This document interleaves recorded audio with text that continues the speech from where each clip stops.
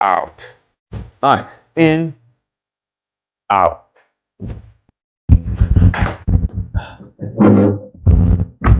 What's going on, guys? Welcome back to 11FitTV. Wallace Corner here, personal trainer and nutritionist. So today I have a very special workout. This workout is special in every way.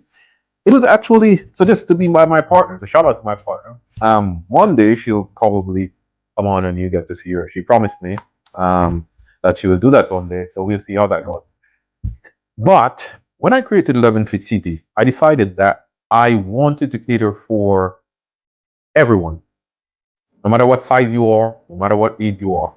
Why? Because every reference that we have, it tells us that keeping fit and paying close attention to how we eat will help us to live long, right? To help our muscles, help our joints, or longevity, right? So with that being said, guys, no matter what size you are, no matter what age you are, it is never too late to begin, right? So you have no excuses, as we always say. Get your mat out. You don't need a big space, right?